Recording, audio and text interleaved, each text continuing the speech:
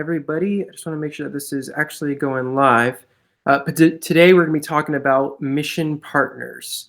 I'm really excited because this is probably the single most important channel to my business. And it is how I closed, I think, a little over 8,000 this month just from my mission partner channel. I think I've done a little over 67,000 uh, in the last year from mission partners. I'm looking at this, making sure that, all right, we're good. Yeah, so this is something I'm really excited to share with you because when I started my business, I didn't have a whole lot of money to run ads. I started my business with 200 bucks and a laptop, and I wasted most of that $200 on business stickers and useless business cards. I wanted like these branded company like polos so I could wear.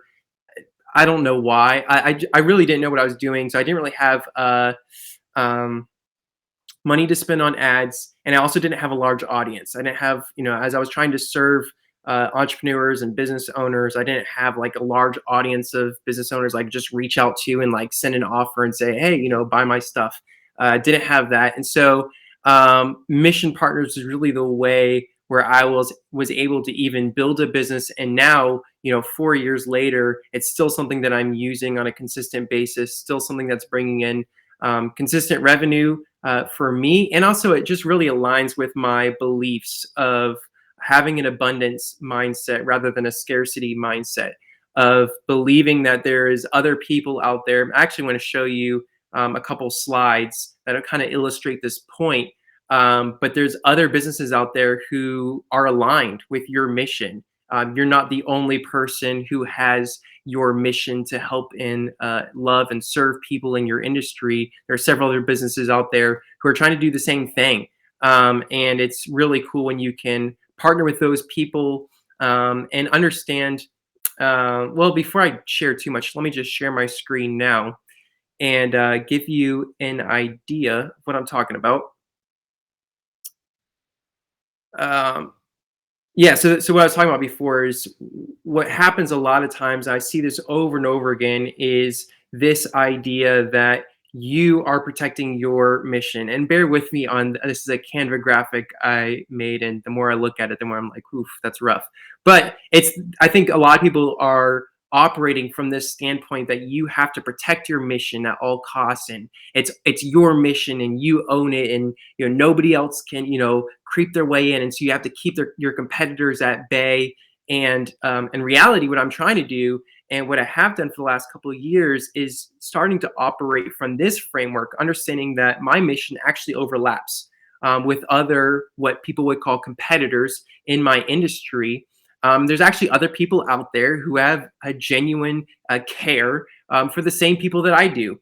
And I was thinking to myself, like, how can I leverage that? They already have the contact information. They already have the relationships built with the people who I want to serve. Is there a way that I can partner rather than push them away? Because I believe when you push away your competitors, you're actually pushing away a percentage of the people that you want to serve. And so it's actually counterintuitive to what you actually want to do. And then again, just understanding that you don't own your target audience. They have real lives where they shop in other places, they hang out in other places, they do other things. Life is bigger than your business, especially for your target audience. Like, you aren't the only thing in their lives. They're existing. They have whole other lives outside of your mission. And so I think sometimes we get so focused and so almost selfish on like what we want to accomplish that we forget that these are actually real people that we're trying to serve, who are shopping at other businesses and hanging out in other places. And is there a way that we can actually leverage that as an asset rather than seeing it as a liability? And so this principle of meeting your customers where they're at, and understanding that if you don't have a large audience already, if you haven't compiled this huge list of all of your target audience, people who you want to serve, and you don't have all of their emails and phone numbers, or you don't have a huge Facebook group with all of them in there, you can meet them where they already exist. They're already hanging out in other places. They're already doing other things. Can you meet them where they're at? And so Again, I'll go through the benefits just real quickly because this doesn't require ads. This doesn't require you to have a lot of upfront capital to do. It doesn't require you to have a large audience already from the get-go. That's just unrealistic. At least in my scenario, it's unrealistic. I was just starting out. It's not like I was magically handed this list of people who would be interested in buying my products and services. And again, leveraging the audience of your quote unquote competitors. And I'll explain, I really don't think they're competitors. I really think that they're mission partners or people who are more aligned with you than you maybe think right now.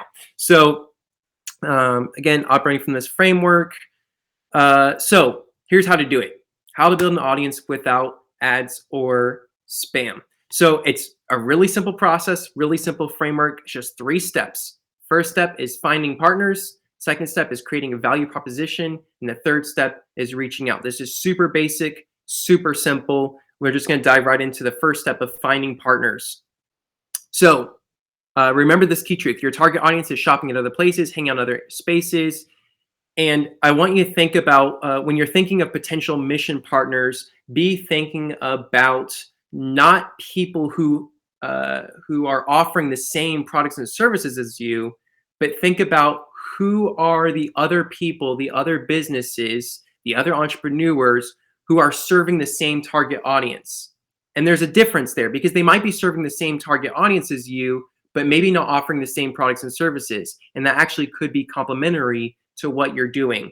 And so begin to ask yourself these kinds of questions when you're searching and thinking about, okay, who's overlapping, who, when you look at these circles, who is in these circles over here, ask yourself these questions. Where does my target audience hang out?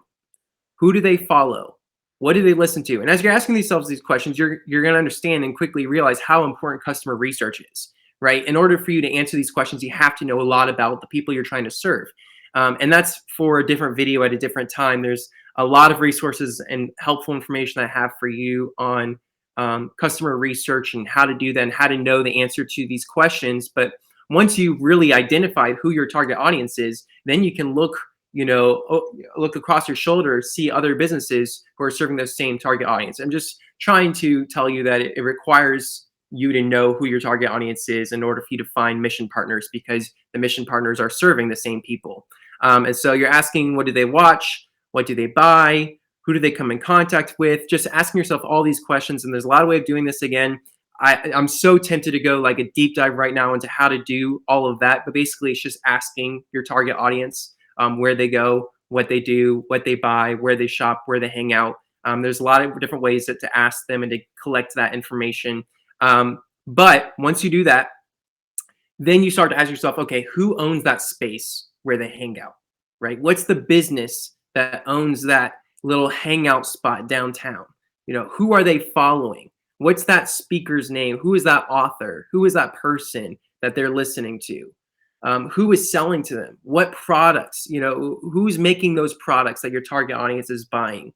And what you're going to see is a lot of, again, more influential people in your industry, in your space, who are serving your target audience. And look for people who are doing it from a genuine place. Look for people who align with your mission, who are loving and serving people well. That's the kind of people that you want to align with. And so that's, again, this is just a very brief overview. We could do a much deeper dive into what that looks like. And by the way, if you're watching this live, actually, even if you're watching the replay, do a hashtag live if you're watching live, hashtag replay if you're watching the replay.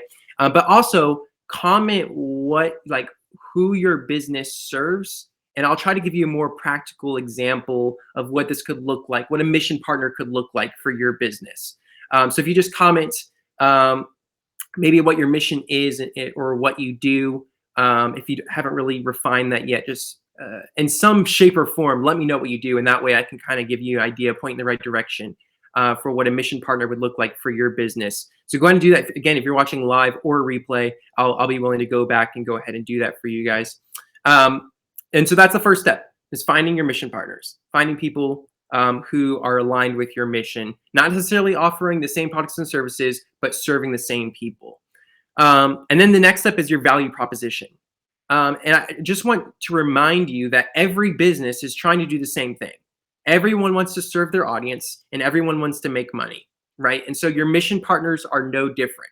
And so when you're thinking about who you want to partner with and how you're going to propose your value proposition, understanding they want the same things as you. They want to serve their audience. They want to make money. And so there's two different camps that you could come from, two different angles that you could come from. You can come from a place of, I want to help serve your audience, or I can help you make money. And those are kind of the two options. It's really powerful when you combine those two things, but I want to go just a little bit deeper into each one of those things and show you what that looks like and give you different examples for each.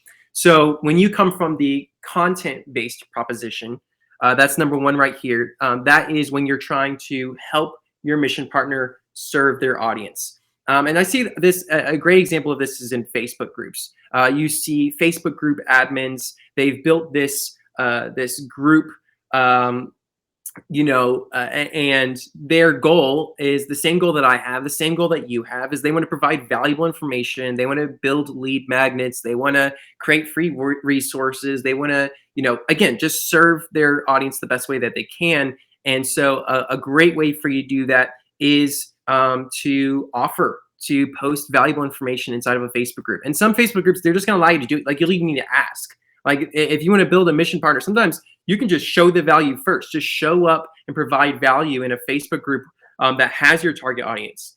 And again, some of these Facebook groups, it's not against the rules to make these types of posts where you're just offering value and helping your target audience. It makes the Facebook group admin look good because their group looks good, because valuable information is being input into their group. And so therefore it's going to grow faster. And so it's good for them. It's good for you.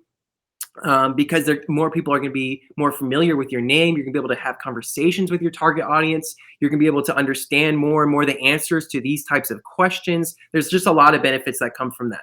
That's a very level one, very basic way of doing it. A more intentional way is doing, let's say, like a guest blog post. You find an influencer in your industry, you could reach out and say, hey, like, I can give you a guest blog post for free, and in exchange you're basically just offering a link to your website at the end of your guest blog post. And let's try to get more practically. Let me think of an example. Let's say you're a furniture making company. You make furniture, you make couches, you make tables, and you find this community Facebook group, and it's in my community we have one called like 863, I forget what it's called, but it's basically just a local Facebook group. And so one option is I could kind of just share the process of how I've built my furniture for a guest blog post. Let's say, again, I'm making furniture, that's my product. I could find a blogger who talks about the furniture making process, or talks about different kinds of furniture, or talks about anything related to furniture. I could actually approach that blogger and say, hey, look, I want to create a guest blog post for you. I'm going to share the ins and outs of how I've built my furniture and things like that. And then again, at the end, there's typically how that relationship works is you're able to offer a link to your website or your Facebook group or something like that, where people can kind of get to know you better.